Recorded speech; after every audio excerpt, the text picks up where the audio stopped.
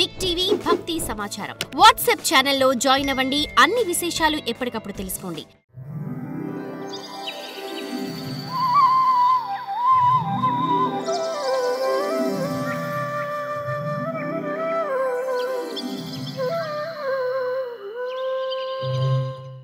నా ప్రాణాలను విడుస్తున్నా నేను ఇప్పుడు.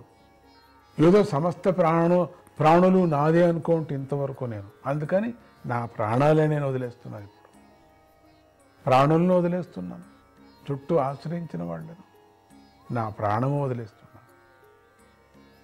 ఆయనే స్వయంగా వచ్చి దర్శనమిస్తున్నాడు. ఆహా, నాకు సాక్షాత్తుగా శ్రీకృష్ణ దర్శనమవుతుంది. ఆయన దయ ఎంత గొప్పదో చూడు. ఎవరు వెళ్ళినా దర్శనం కాని స్వామి నా దగ్గరికే వచ్చి దర్శనమిస్తున్నాడు. భక్త్యావేశ్యమనో యస్మిన్ వాచ యన్నామ కీర్తయన్ త్యజన్ కలేవరం యోగి ముచ్యతే కామ కర్మభిః.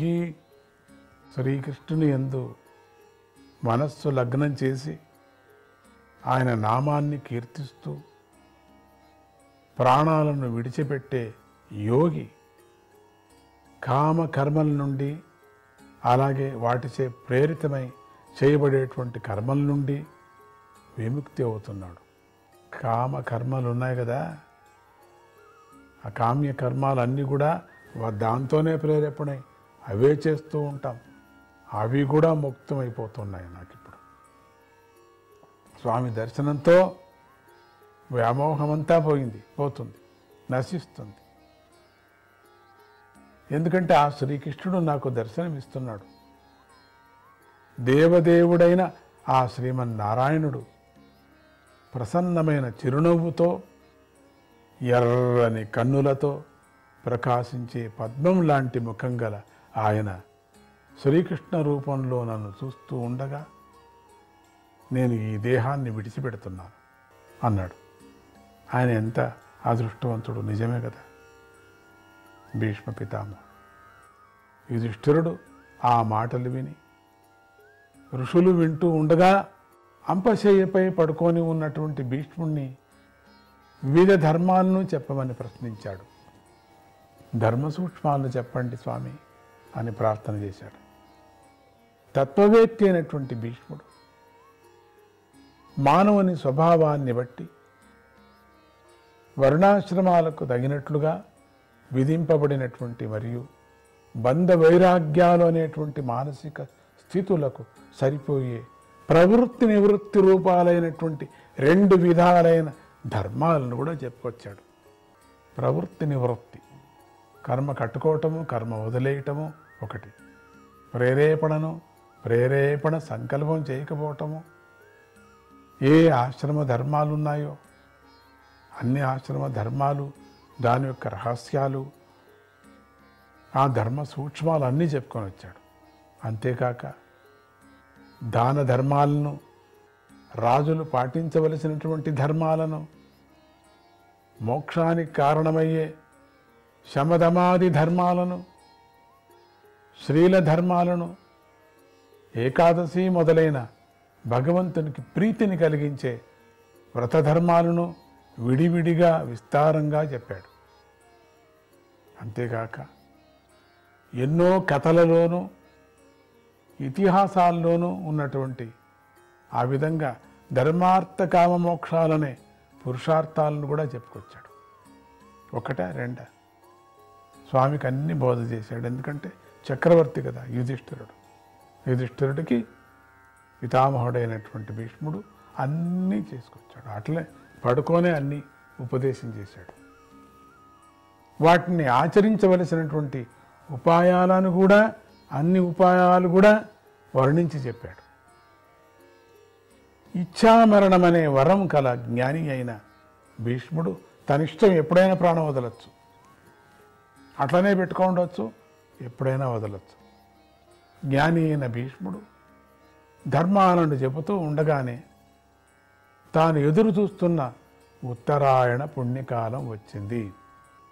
యుద్ధంలో 1000 మంది రథికులను ఏకకాలంలో నడిపించే భీష్ముడు ఆ సమయంలో మాటలు ఆపివేసి ఆ సమయంలో కన్నులు మూయకుండానే మనస్సును శ్రీకృష్ణునిపై లగ్నం చేశాడు. అట్లనే చేసేసాడు. ఆ కన్నులు మూసే సమయం కూడా ఆగలేదు.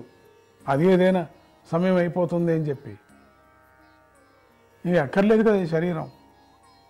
కన్నులు మూయకుండానే అంటే ఏ సందర్భంలో అయినా ఎట్లా ఉండినా భగవన్నామాన్ని చేయవచ్చు అనటాన్ని ఇది ఒక సాక్షి. కళ్ళు మూయకుండానే చేసి పారేశాడు. ఆ కళ్ళు అట్లే తెరుచుకొని ఆ సమయంలో శ్రీకృష్ణుని రూపం ఎలా ఉందంటే స్వామి 4 భుజాలతో ఆదినారాయణుల పచ్చని వస్త్రాలతో వెలిగిపోతున్నదిగాను ఉన్నది. దివ్యమైనటువంటి రూపం, విశ్వరూపంలాగా సుందరమైనటువంటి రూపం చూశాడు. వెలిగిపోతూ ఉన్నది. మామూలు అక్కడ నిల్చున్నారు కాదా, ఆ స్వామి కాదు, ఆయన పూర్ణ రూపం కనపడింది. ఎదురుగా నిలబడినటువంటి ఆ శ్రీకృష్ణునిపై భీష్ముడు సంసారాసక్తి లేని తన మనస్సును లయం చేశాడు. మొదటి నుంచి లేదు ఆయనకు, ఇంకా లయం చేయకుంటాడా? పవిత్రమైనటువంటి ఆ పరమాత్ముడి దర్శనం అవుతున్నప్పుడు ఆ సమయం వదులుతాడా భీష్ముడు? సామాన్యమైన వాడా? బుద్ధివంతుడు కదా. పవిత్రమైన భగవంతుని రూపధ్యానంతో భీష్మునిలో మిగిలినటువంటి దోషాలన్నీ కూడా నశించిపోయి అక్కడక్కడ ఏదైనా మిగిలింటే ఇది కర్తవ్యము, ఇది ధర్మము, ఇది నేను చెయ్యాలా అనేటువంటి మొండితనంతో ఉండినటువంటి మోహము అంటుకొని ఉంటే అది కూడా పోయింది. ఇంకేం లేదు. ఈ ధర్మం చేయకపోతే ఎట్లా, నేను ఈ ధర్మం ఆచరణ చేస్తేనే నా కృష్ణుడికి ప్రీతి అవుతుంది కదా అనేటువంటి మాటలు కూడా మిగల్లేదు అక్కడ. ఏమీ లేదు. ఇంకా ఏ సూక్ష్మాలు లేవు. ఉండిందంతా కూడా ఉపదేశం కూడా చేసేసాడు. ఇక సందేహం లేనే లేదు. ఇంకా ఎవరికి ఏం చెప్పాల్సిన పని లేదు. మిగిలినటువంటి దోషాలు వాళ్ళ అందరికీ దోషాలు అంటుతాయి. దోషయుక్తమైనటువంటి ప్రపంచంలో కాలు పెట్టిన తర్వాత స్వామి కృష్ణుణ్ణి రాముణ్ణి ఎవరిని వదలలేదని చెప్పారు. కర్మతోనే ఆచరణ చేసి కర్మతోనే దోషాలను నివృత్తి చేసుకునేటువంటి కర్మ నుంచి అతీతంగా ఉండేటువంటి భక్తి సామ్రాజ్యంలో మునిగిన వాడికి ఒకవేళ కర్మదోషాలు ఉన్నప్పటికీ ఆ పరమాత్ముడు ఎట్లా తీస్తాడు అనటానికి భీష్ముడు ఒక్కడే సాక్షి మనకు. పవిత్రమైన భగవంతుని రూపధ్యానంలో భీష్మునిలో మిగిలిపోయినటువంటి దోషాలన్నీ నశించిపోయి ఆయుధాలతో కలిగిన శరీర పీడ శ్రీకృష్ణ దర్శనంతో తొలగిపోయింది. శాంతి అయిపోయింది. శరీరం అంతా గంధం హాయిగా చల్లగా ఉందట. ఎందుకంటే శ్రీకృష్ణ దర్శనంతోనే ఆ బాధ అంతా పోయింది. ఇంతవరకు ఎంత బాధపడ్డాడో అని లక్షలు బాణాలు గుచ్చుకున్న తర్వాత ఏం కావాలి ఆయనకు పాపం, ఎంత బాధ ఉంటుందో అవన్నీ కూడా స్వామి దర్శనంతో శరీరం అంతా చల్లగా అయిపోయింది. దాంతో కూడా బంధం తీసేస్తున్నాడు కదా. ఆ శరీరం యొక్క బాధతో వెళితే మళ్ళీ ఏదైనా శరీరం బాధ పోగొట్టుకోవడానికి మళ్ళీ రావాల్సి వస్తుందేమో. కానీ శ్రీకృష్ణుడి దర్శనంతో శరీరం అంతా చల్లగా అయిపోయింది, బాధ అంతా పోయింది. ఎందుకంటే శ్రీకృష్ణ దర్శనంతో ఇవన్నీ కూడా తొలగిపోయి ఆనందంగా ఉన్నాడు భీష్ముడు. అటు ఇటు పరుగెత్తే ఇంద్రియాలను కట్టడి చేసి దేహాన్ని విడిచిపెడుతూ శ్రీమన్నారాయణుడైన శ్రీకృష్ణుణ్ణి స్తుతించాడు.